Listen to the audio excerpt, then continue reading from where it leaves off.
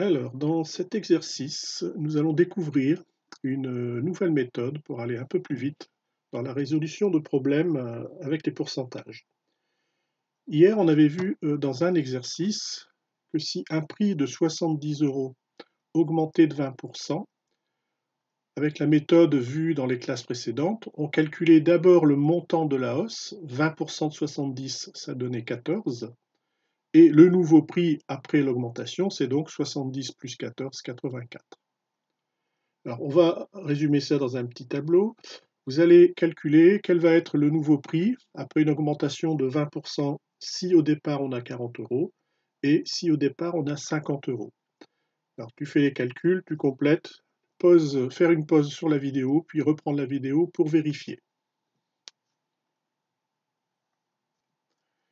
Si tu as bien fait tes calculs, 20% de 40, 40 fois 20 sur 100 qui donne 8 €. Le nouveau prix, 40 plus 8, 48.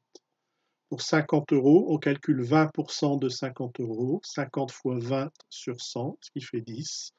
50 plus 10, 60 €. Le nouveau prix est de 60 €.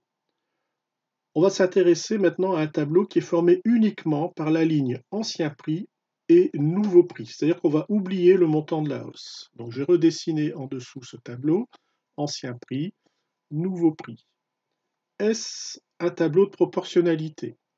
Si oui, donc quel est le coefficient? Donc tu cherches si c'est un tableau de proportionnalité, tu fais une pause sur la vidéo, puis tu remets en route pour vérifier. Alors pour vérifier si c'est un tableau de proportionnalité, on peut diviser la ligne du bas par celle du haut, et si on trouve toujours le même nombre, c'est qu'il y a bien un coefficient multiplicateur qui passe de la première ligne à la seconde.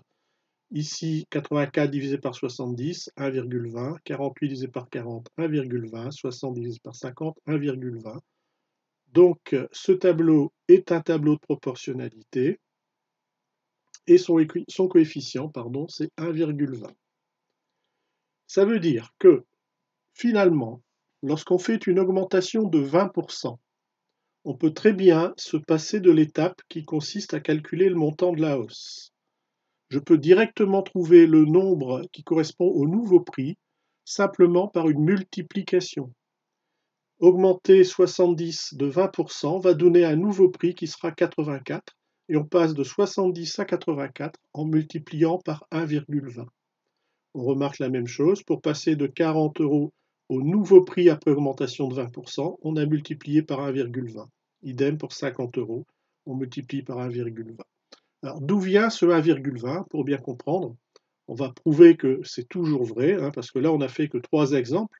On va prouver que c'est vrai, quel que soit le prix de départ.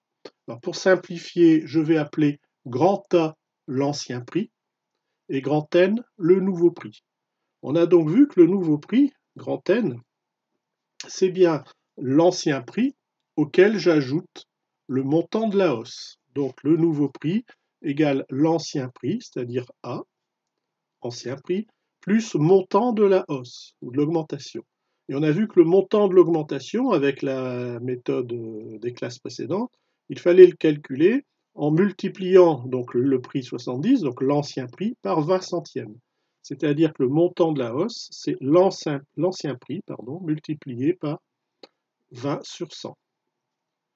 On peut remarquer qu'on a donc ici une somme de 2 termes. Et dans le premier terme, j'ai un A, dans le second aussi. On va pouvoir faire une factorisation. En effet, le nombre A, l'ancien prix, tout seul, c'est comme s'il était multiplié par 1. Puis A, il est multiplié par 20 centièmes. Et 20 centièmes, ça fait 0,20. Ce qui fait que ce calcul, cette somme, peut se factoriser. On a un facteur commun qui est A. On peut dire que le nombre A, il multiplie entre parenthèses une addition, puisqu'ici on avait une somme. À gauche du plus, qu'est-ce qui manque? Il manque le 1 pour avoir A fois 1 égale le nombre A. Et à droite, le 0,20, 0,20 fois A. Donc 0,20. A multiplié par 1, A multiplié par 1, plus A multiplié par 0,20. Eh bien, on vient de démontrer que le nouveau prix, grand N, est bien égal à l'ancien prix multiplié par 1 plus 0,20, c'est-à-dire 1,20. On vient de démontrer finalement que lorsqu'on applique un pourcentage, on peut obtenir directement le résultat du nouveau prix en disant que le nouveau prix, c'est l'ancien multiplié par, entre parenthèses, 1 plus le pourcentage. Ici, le pourcentage, c'était 20%. Donc ce sera la nouvelle méthode qui permet en simplement une seule multiplication de trouver le nouveau prix. C'est-à-dire qu'il n'y a pas besoin de passer par l'étape calcul du montant de l'augmentation. Exercice suivant. Le cas d'une baisse. Dans la fiche précédente, on avait vu un exercice avec un nombre d'abonnés qui baissait de 30%. On avait vu que pour 1400 abonnés au départ, s'il y a une baisse de 30%, ça faisait un nombre d'abonnés de 420 en moins, 420 personnes en moins. Et on trouvait le nouveau nombre d'abonnés après la diminution qui était donc de 980, qui correspond à 1400 moins 420. Je vous demande de faire la même chose. S'il y avait 2000 abonnés au départ, 2500 abonnés au départ, trouvez le nombre d'abonnés en moins quand on diminue de 30% et trouvez le nouveau nombre d'abonnés. Vous pouvez faire une pause puis reprendre ensuite. Alors, s'il y a 2000 abonnés au départ pour baisse de 30%, le montant, enfin, c'est-à-dire, pardon, le nombre d'abonnés en moins, ce sera 2000 multiplié par 30 centièmes. On obtient 600. 600 abonnés en moins, donc 2000 moins 600, 1400 abonnés, c'est le nouveau nombre. 2500 abonnés au départ, on baisse de 30%, 30% de 2500, ce qui donne 750, et on enlève 750 à 2500, donc 1750, le nouveau nombre d'abonnés. On va s'occuper, comme tout à l'heure, du tableau avec la ligne uniquement anciens abonnés et nouveau nombre d'abonnés, pardon. Ceci est un tableau de proportionnalité, on peut le vérifier. C'est-à-dire que je divise le nombre du bas par celui du haut, et on remarque à chaque fois ça fait 0,70. C'est-à-dire qu'on multiplie l'ancien nombre d'abonnés par 0,70 pour obtenir le nouveau nombre d'abonnés. Une baisse de 30% revient finalement à multiplier le nombre de départ par 0,70 pour avoir le nouveau nombre. Alors on va prouver que c'est toujours vrai. Là on a fait 3 exemples. Pour prouver que c'est toujours vrai, je fais dans le cas général. J'appelle grand A l'ancien prix et N le nouveau prix, et je vais prouver que le nouveau prix, c'est toujours l'ancien fois 0,70. Donc on a vu que le nouveau prix, grand N, c'est l'ancien prix, moins le nombre d'abonnés qui est en moins. Ici, c'était 30%. On met 30% de l'ancien nombre d'abonnés.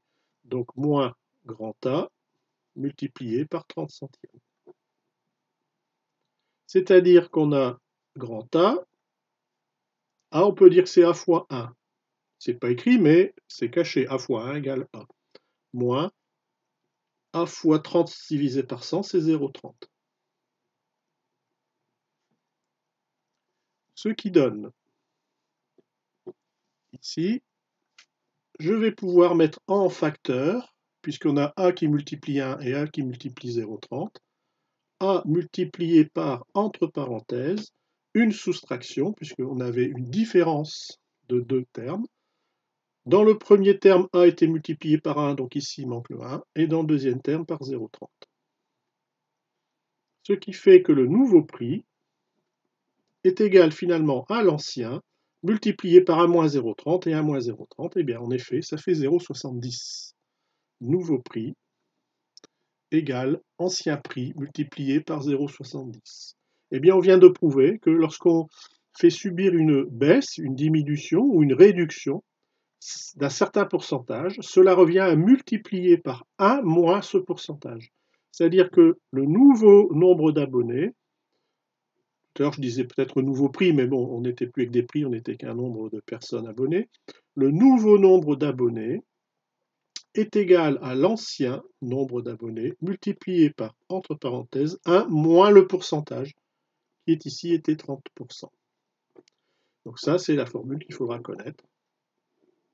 faire subir une réduction, une diminution, revient à multiplier par 1 moins le pourcentage. Voilà pour cette nouveauté. Finalement, le type de problème qu'on faisait dans les classes précédentes va pouvoir se faire plus rapidement, simplement par une multiplication.